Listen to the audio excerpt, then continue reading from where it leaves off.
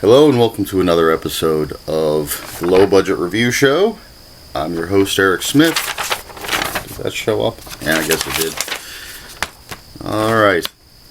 As I said, I'm Eric Smith, and today I want to talk about a book I just finished, a fantastic horror novel. It is The Montauk Monster by Hunter Shea. This was published by Pinnacle, and I mentioned in another review for Frankenstorm by Ray Garton that Pinnacle seems to be picking up the ball with mass market paperback horror, and if this is any indication of what they're going to be publishing, then I'm very excited. Before I get into this, I just wanted to say that I'm a huge fan of creature feature horror, I suppose you'd call it. I grew up watching creature feature movies. In my neck of the woods, we had Big Chuck and Houlihan, which became Big Chuck and Little John. That was on Friday nights, and on Saturdays we had Superhost, and both of those shows had old science fiction and horror movies, and every weekend I watched that stuff and I loved it. And whether it's normal size animals killing people, or giant animals killing people, or mutant animals killing people, or even just otherworldly creatures killing people, I'm a fan. And this book is to me, it felt like a throwback to those old creature features. That's the feeling that I got, even though it's completely modern and incredibly well written. The story here is, the main character is a police officer by the name of Gray Dalton, and one night in Montauk, he responds to a call of bodies on a beach, and he thinks it's just going to be a floater, as they call them, and it turns out it is not. He finds a couple of bodies just torn to shreds, and there's a sickening stench, and the body parts are melting, and from there it just hits the fan. This book starts strong, and it just ramps up page after page until the end, when everything's turned up to 11, as they say. Just crazy monster mayhem. So Gray Dalton, trying to figure out what's going on. He ends up working with Meredith Hernandez, who is another cop, excuse me, who works a desk. I think she works the front desk at the police station, because she'd had an accident and there's something wrong with her leg. She has to walk with a crutch. But she gets involved, and she and Dalton are just trying to figure out what's going on, trying to stop it. And it's, as I said, it's crazy monster mayhem. The government gets involved. The CDC, DARPA, FEMA, the military, they all show up in Montauk, and these attacks just start escalating. And Dalton thinks at first that it just might be some wild animal attacks, but then he sees one of these creatures and realizes that it's like nothing he's ever seen before. Somehow they believe it might tie into Plum Island, where there's a government facility, and that's about all I'm going to say plot-wise, I think. I don't want to give it away. But man, this is just a fantastic, well-written book. The characters are really good. Gray Dalton, fantastic character. Meredith Hernandez. The other cops, the citizens in town. There's a homeless guy that everybody calls Can Man, who's mixed in throughout the story. And they're all well written. You get a little backstory for each one. Get into their relationships and how everybody is connected. Excuse me. The monsters themselves are quite interesting. Really, really interesting and vicious. And this is not a book for the squeamish. It's very violent and very bloody. Not hardcore horror. That's something different, but definitely a bloody and violent book with all the monster attacks, and there's even more than just the monster attacks going on. Yeah, I just had the feeling of, as I was reading this, and I couldn't put it down. It was fantastic, but as I'm reading, I just had this feeling of those old creature feature monster attack movies, and that was a good feeling. But I suppose, and I kind of said this about Frankenstorm, I think. I mean, you could liken this to the new wave of sci-fi monster movies, only much, much, much, much, much better. And by sci-fi, I mean the Sci-Fi Channel. Those low-budget movies that are sometimes so bad they're good, but sometimes they're just horrible. This is akin to something like that, only good. Really, really good.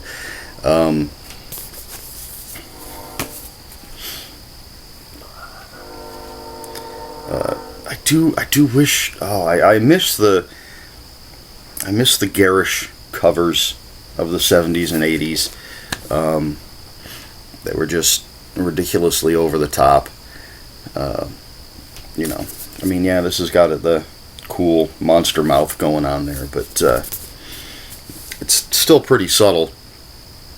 And I guess, yeah, this reminds me not just of the old movies, but some of the horror novels that from the 70s and 80s, where you had the monsters showing up.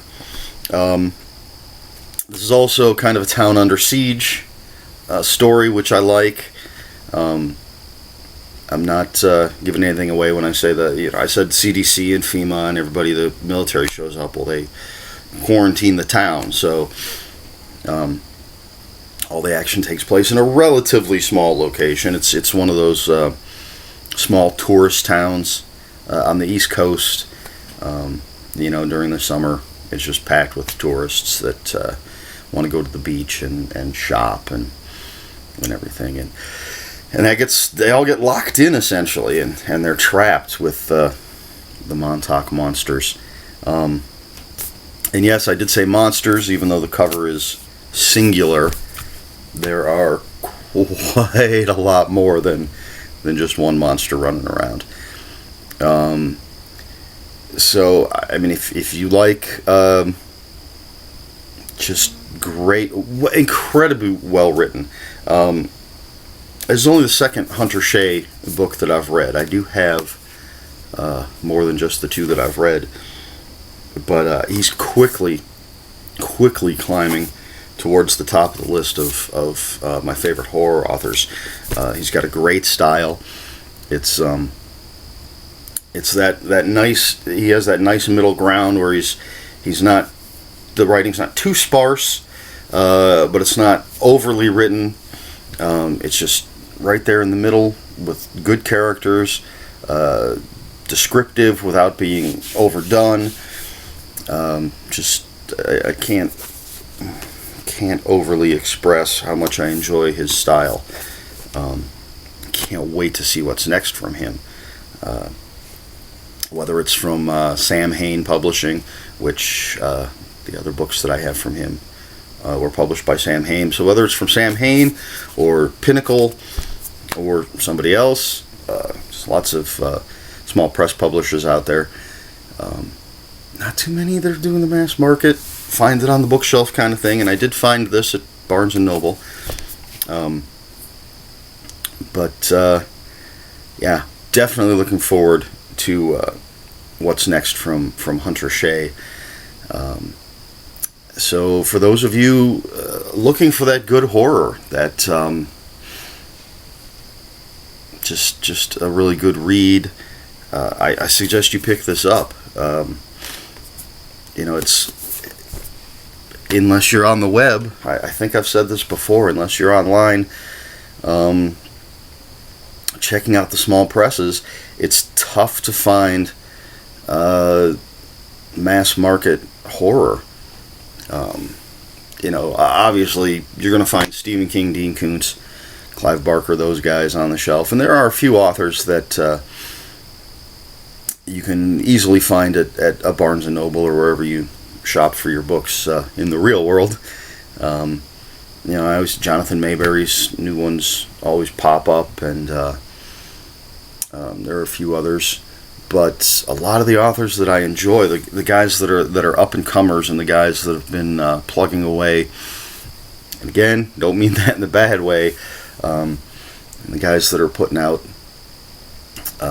just fantastic work, but it's, you got to look for it, unfortunately, or be connected. If you're on Facebook or Twitter or anything, you can find out when these folks have something new coming out. But it's great to see just some good old-fashioned monster horror on the shelf. Yeah, I keep showing. I need visuals or something, so I don't have to just you don't have to just look at me and the book cover. But I don't know how to do anything with this computer. So yeah, that's basically it. It's nothing fancy. Just good old-fashioned horror with great characters, scary monsters, lots of blood and gore, and a mystery. They're trying to figure out where these creatures came from and how to stop them, and it just takes us along for the ride, and it's a hell of a ride. I ended up, I think I read the second half, maybe even more, in one sitting. I just wanted to keep going. It's another one of those just books that I did not want to put down.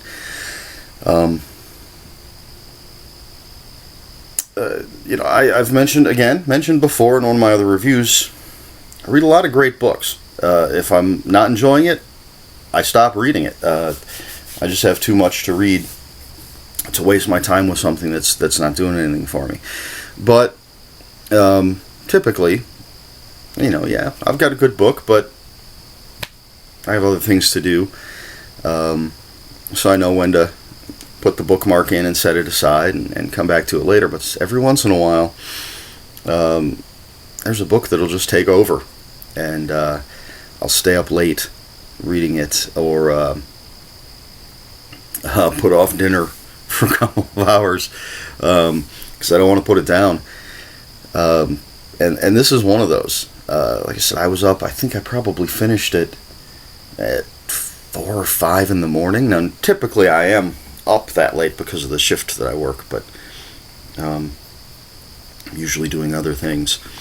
But just turned the TV off. Would have been nice if it had been storming. I always like a good storm when I'm reading something scary. But no such luck. It's still worth reading whether it's storming or not. So be on the lookout for Hunter Shea. Pick up the Montauk Monster and anything else you can find by this guy. He has a book called Swamp Monster Massacre. I definitely want to read that. I just love the title. I'm looking at his bio here, and it lists Sinister Entity, Forest of Shadows, which I think I have. I have that one. Swamp Monster Massacre, Evil Eternal, which is the other one that I read. That was a fantastic book. Really quick read. And completely different, which I like. Just doesn't seem to be a huge problem that I've come across recently. I have read authors that just seem to write the same thing over and over and over again. One in particular, I'm not going to name any names, but of the 3 or 4 books I read by the author before I just quit, only one of them was different than the other 3. The 3 just seem to have the exact same plot with different characters. And the first one was good, but then the second and third one that I read were just same old, same old. Well, not so with Hunter Shea, not so with a lot of authors, but there are a few of. This couldn't be any more different than the other book by him that I read. So that's always good, and I like to mix things up. I try not to read the same author just over and over and over again. So it'll be a little while. I'll definitely throw a few more books in before I get to the next Hunter Shea, although sometimes it's pretty tempting. I have binged a few times on different authors. But I have so few books. That's the other thing. I hate to run out of something to read by a good author. So typically, if I only have 1 or 2 books by that author that I haven't read, I'll wait until their new book comes out, and then I'll read something so that I always have something unread by that author. So if I get the urge to read something by them, I hopefully have something I haven't read. I did jump ahead. This is his newest book, and I have older stuff that I didn't read yet, but I really wanted to read this when I saw it was coming out, especially in a mass market paperback. Love to support that that sort of thing, because hopefully, I bought this at the bookstore. Hopefully some of you will go out and buy it. Although whether you buy it at the bookstore or online, I just hope somebody picks it up, because I want these authors to be successful, not just for themselves, but for me. I'm greedy. I want them to be able to keep writing, keep putting out this stuff that I want to read. So yeah. So yeah, I probably won't get to Forest of Shadows for a little while. Simply because, I might pick up the other 2 that are listed here that I don't have. That way I can jump into some of the other stuff, and I'll still have some set aside for a rainy day, as it were. It doesn't always work. It's not a perfect plan. Sometimes you just got to read some Hunter Shea, apparently, and I may do that. This was really good.